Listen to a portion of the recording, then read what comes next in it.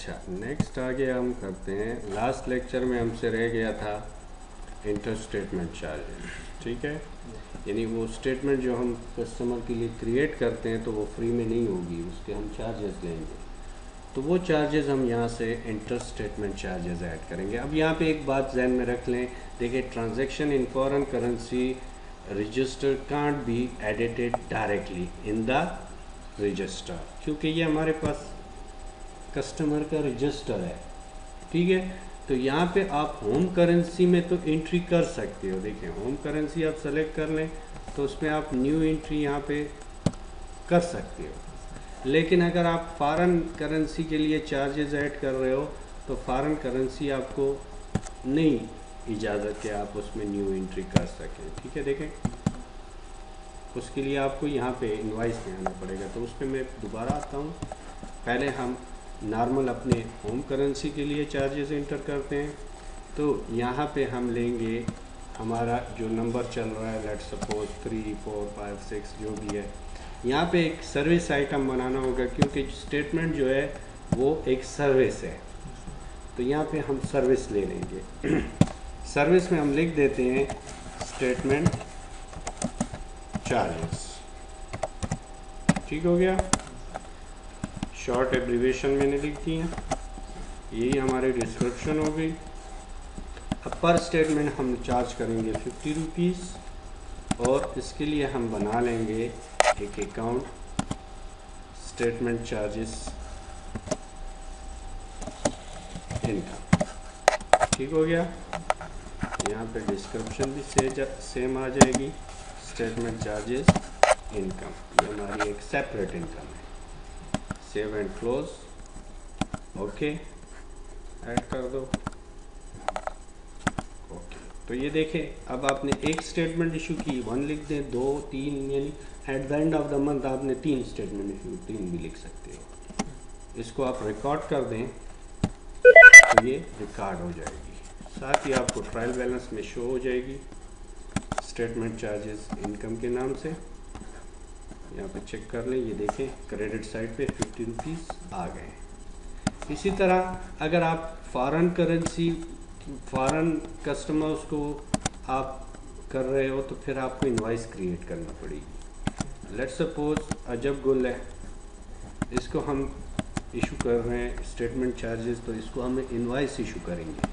तो यहाँ पे स्टेटमेंट चार्जेस लेंगे, 1 लिख देंगे, तो जो रेट होगा, ठीक है, लेट्स सपोज 92 रुपीज़, क्योंकि फॉरेन एंट्री है तो वो ऑटोमेटिकली देखें डॉलर्स में कन्वर्ट हो जाएगी और उसको इनवाइस नंबर भी ये खुद ही देगा और सेव कर देंगे। तो यहाँ पे देख लें आपके पास 49.68 रुपीज़, 99.68, ठीक है। तो ये फॉरेन करेंसी की स्टेटमेंट चार्जेस इंटर करने के लिए। नेक्स्ट हमारे पास आता है SS finance charges. Finance charges हमारे पास क्या है, लेट चार्ज। वो चार्जेस के लेट्स सपोज आपके साथ मेरी डील हुई है कि आप 30 डेज़ में पेमेंट करोगे, अब आपने पेमेंट नहीं की तो मैं आप पे सूद चार्ज करूँगा। नॉर्मल ज़बान में हम इसको सूद कहते हैं, जो कि हराम है, लेना नहीं चाहिए, लेकिन आप लेते हो। तो इसकी सेटिंग करेंगे। पहले यहाँ पे हम लिख देंगे इंटरेस्ट रेट, यानी मैंने 15% चार्ज करना है, फिर एनुअल इंटरेस्ट रेट है। मिनिमम फाइनेंस चार्जेस मेरे होंगे 100 रुपीज़, यानी अगर 15% के हिसाब से 50 रुपीज़ भी बन रहे हैं तो 50 नहीं 100 ही लूँगा। 10 रुपये बन रहे हैं फिर भी 100 लूँगा। 100 से फिर एक्सीड कर जाएगा तो वो परसेंटेज पे आ जाएगा। Grace period of the days कितने डेज के लिए, 30 डेज़ के बाद। और ये चूँकि हमारी इनकम है तो यहाँ पे हम लिंक कर देंगे फाइनेंस चार्ज इनकम का अकाउंट। अच्छा, मैं कहता हूँ SS finance charges on over due finance charges, यानी नेक्स्ट टाइम अगर 30 डेज चेंज होते हैं, गुजरते हैं, तो सूद के ऊपर सूद चार्ज करेंगे। तो इसको आप ओके कर दें। आपने देखे फाइनेंस चार्जेस सेट कर दिया लेकिन कोई है नहीं। क्यों नहीं है? क्योंकि तमाम के बैलेंसेस ज़ीरो या विद इन अ डेज है। हमारी कंपनी को तो इतने दिन नहीं हुए ना, ये भी एक है। लेकिन तो मैं यहाँ पे एक कस्टमर बना लेता हूँ, ठीक है। ट्रिपल ए के नाम से, और इसमें मैं चार्ज रख देता हूँ 10,000 रुपीज़, ठीक है।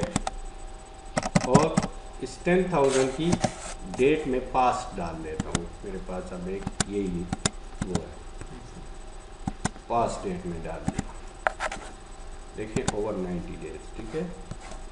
अभी हम आते हैं फाइनेंस चार्ज पे, तो यहाँ पे आगे एसएस फाइनेंस चार्जेस, देखिए उस पर खुद ही डिटेक्ट कर लिया।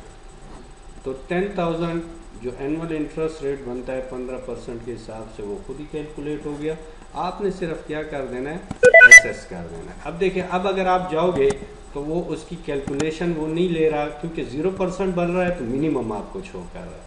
लेकिन हम ये नहीं अप्लाई करेंगे क्योंकि अभी तो किया है।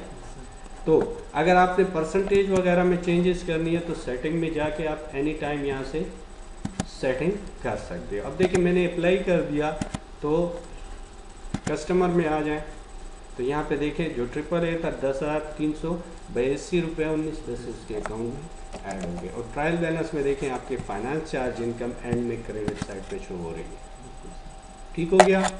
अच्छा, सेम वे से अगर आप कहते हो कि नहीं मैंने कस्टमर को सेल डिस्काउंट शो करना है, इनवाइस के ऊपर ही शो करना है, एक तो हम वो टर्म्स के थ्रू शो करते हैं ना, एक मैं कहता हूँ कि कस्टमर्स को शो करते हैं। तो सेल डिस्काउंट शो कराने के लिए हमें आइटम लिस्ट पे जाके न्यू आइटम बनाना पड़ेगा डिस्काउंट के नाम से, ठीक है। और ये हमारे पास आ गया डिस्काउंट अलाउड, क्योंकि ये कस्टमर के लिए ही अप्लाई होगा, ठीक है। तो डिस्काउंट अलाउड आ गया आपका। यहाँ पे हम इसको कॉपी कर लेते हैं, यही हमारी डिस्क्रिप्शन हो गई। परसेंटेज को वैसे ही रहने दें, यहाँ पे हेड लिंक कर दें सेल डिस्काउंट, क्योंकि ये आप ऑन द स्पॉट दे सकते हो, 2%, 3%, 10%, ओके कर दें। जब आप इनवाइस बनाओगे, लेट्स सपोज इनवाइस है कादिर गुल साहब है, ठीक है।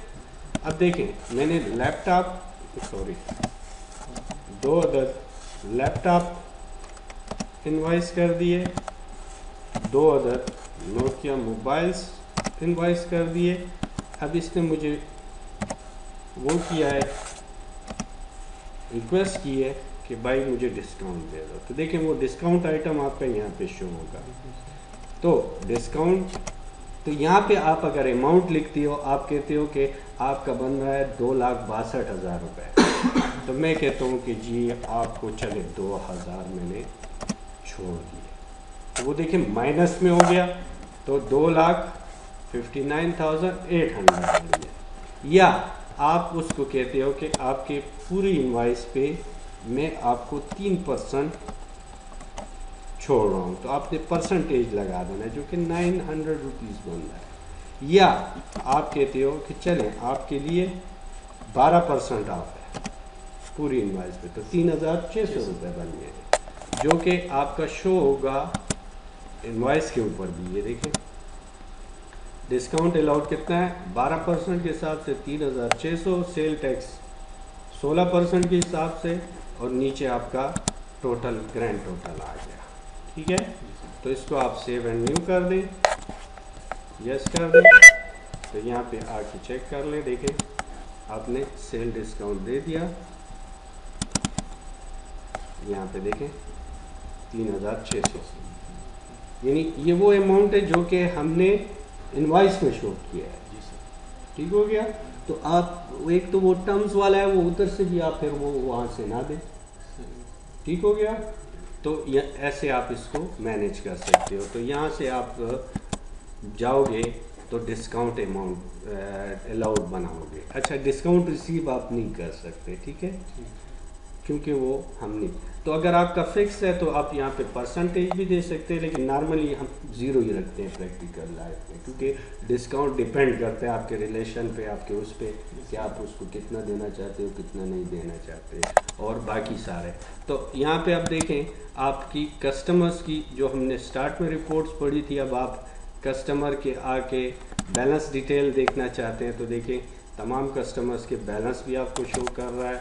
इसी तरह अगर आप कस्टमर्स की ट्रांजैक्शन लिस्ट जो कि पहले बहुत कम थी, ट्रांजैक्शन लिस्ट बाय कस्टमर। अब इसको आप ऑल कर दें तो देखें जो जो ट्रांजैक्शंस आपने किए कस्टमर्स के साथ वो सारी आपको शो कर रहा है। इसी तरह आपकी वेंडर ट्रांजैक्शन लिस्ट, तो ये साथ में आप रिपोर्ट प्रैक्टिस के लिए देखा करें, इससे आपको जो है और यानी क्विक बुक को समझने में आपको हेल्प मिलेगी। अब देखें ये वेंडर की ट्रांजैक्शन लिस्ट है, तो अहमद जब हमने बनाया था तो उसका सिर्फ एक ओपनिंग बैलेंस था।